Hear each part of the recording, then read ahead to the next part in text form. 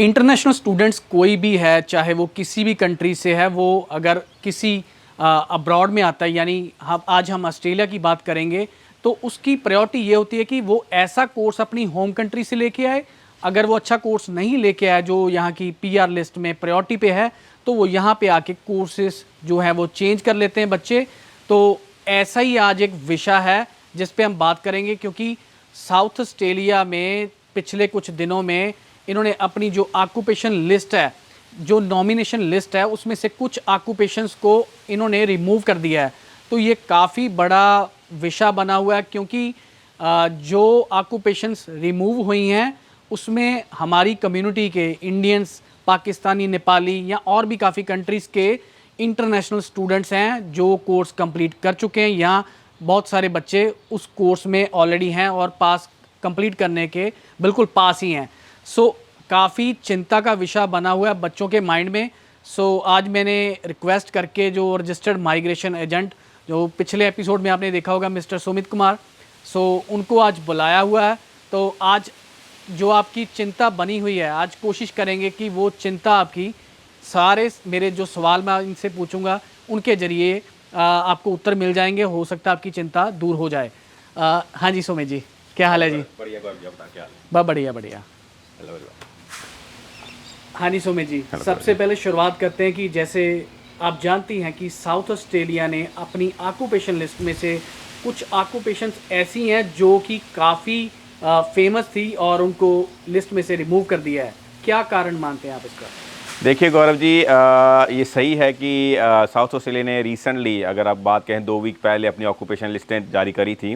But with in 1 week उन्होंने कुछ एक ऑक्यूपेशन जो हम लोगों के, जो हमारी कम्युनिटी में बहुत हॉट हैं, और वो अनफॉर्चुनेटली उनकी ऑक्यूपेशन लिस्ट से बाहर हो गए हैं। उसका सबसे बड़ा रीज़न है जो है वो एक तो कोरोना है। देखिए, इसके लिए मैं थोड़ा सा आपको पीछे लेके जाना चाहूँगा। सबसे बड़ी बात है कि जो हमेशा जो एलोकेशंस आती हैं, जो हर फाइनेंशियल ईयर की आती हैं, वो जुलाई में आती हैं। जुलाई से लेके जून तक की वो चलती हैं। बट जो पिछले साल हुआ उसमें क्या हुआ कि बजट अक्टूबर में आया। अक्टूबर में बजट आने की वजह से स्टेट्स को एलोकेशन लेट आई, और जनवरी में जाके फरवरी में जाके साउथ ऑस्ट्रेलिया ने अपना जो सिस्टम था वो खोला। अब हुआ क्या है कि इसमें अगर बात करूं कि हमने जब स्कूल में होते तो हम एक टॉपिक पढ़ते थे इकोनॉमिक्स में, डिमांड एंड सप्लाई का।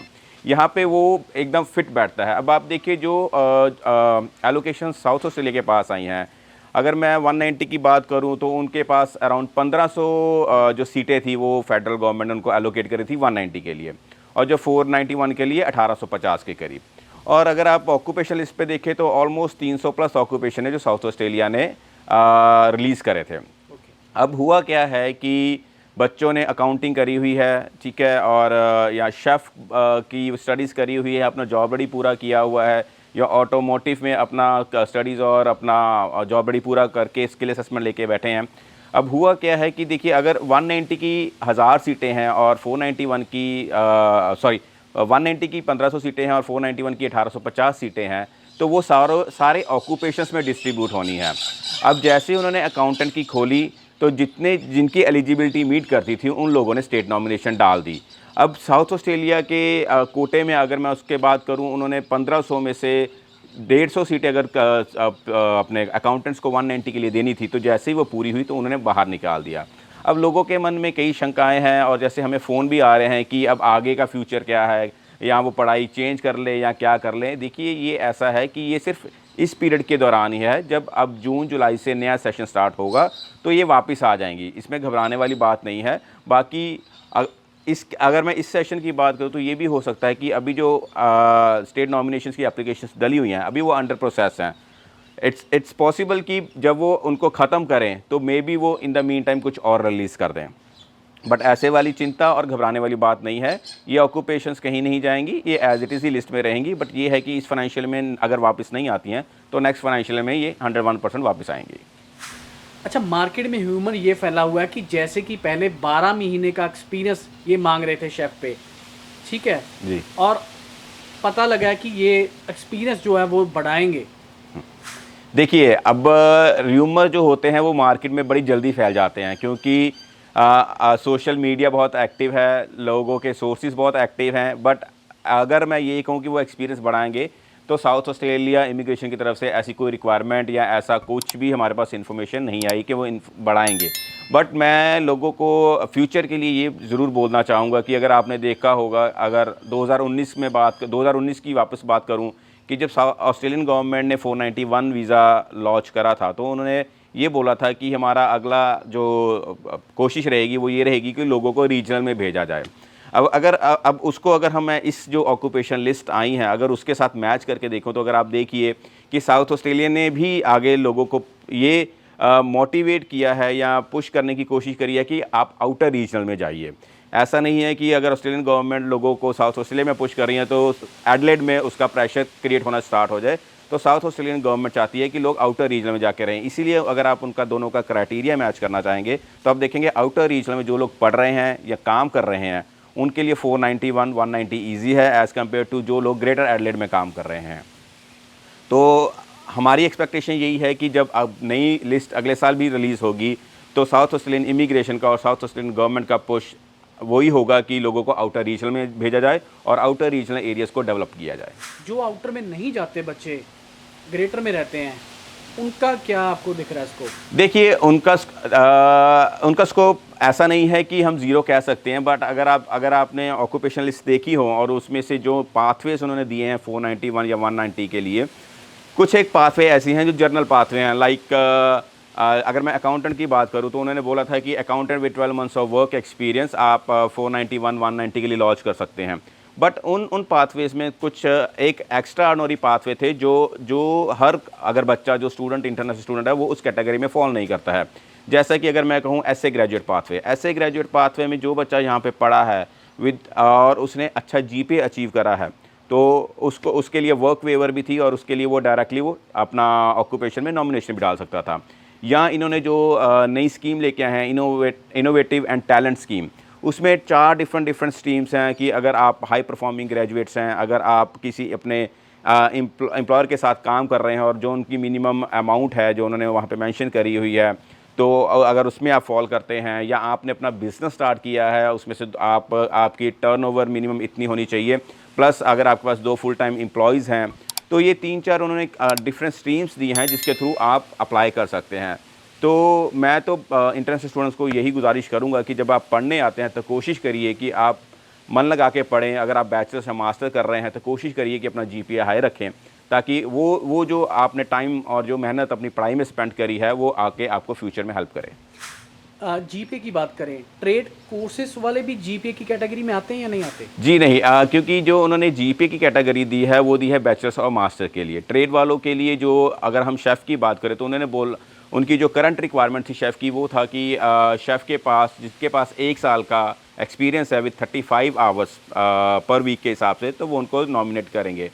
तो ऐसा अगर कई लोग क्या करते हैं कि शेफ़ की स्टडीज़ करते हैं, 1 साल शेफ़ का काम करते हैं, फिर अपना ऑक्यूपेशन चेंज कर लेते हैं कि मे बी उनको बेटर अपॉर्चुनिटी मिलती है।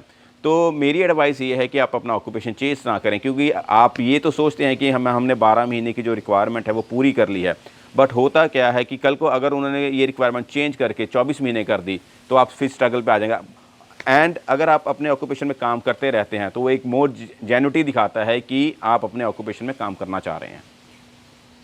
24 महीने के एक्सपीरियंस की बात कही आपने कि अनुमान है कि ऐसा हो सकता है।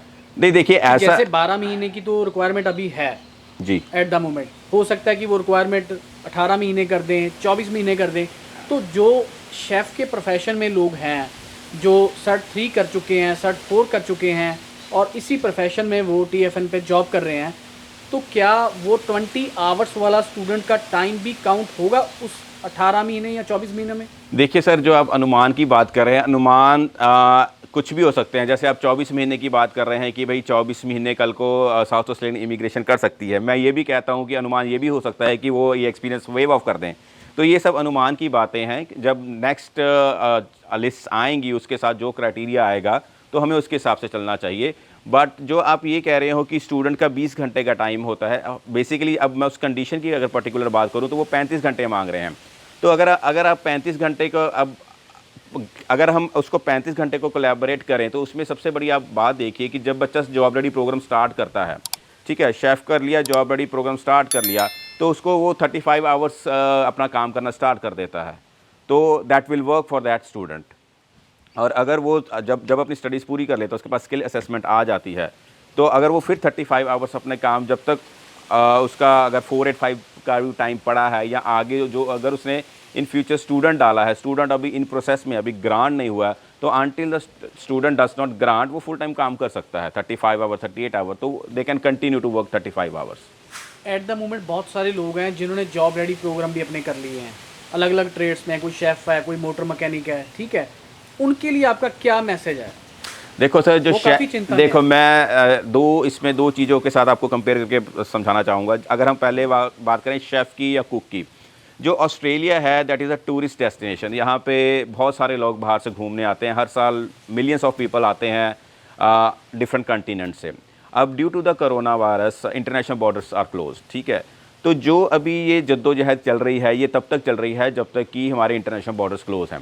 जब ऑस्ट्रेलियन गवर्नमेंट अपने इंटरनेशनल बॉर्डर खोलेगी और टूरिस्ट वापस आना स्टार्ट हो जाएंगे ऑस्ट्रेलिया में, irrespective which ever state it is, तो जो हमारा हॉस्पिटैलिटी इंडस्ट्री है जो अभी बॉटम पे है वो एकदम फिर बूम करेगा। अगर वो बूम करेगा तो शेफ़ और कुक्स की ज़रूरत वापस से पड़ेगी और उनकी डिमांड ऑटोमेटिकली ही बढ़ेगी।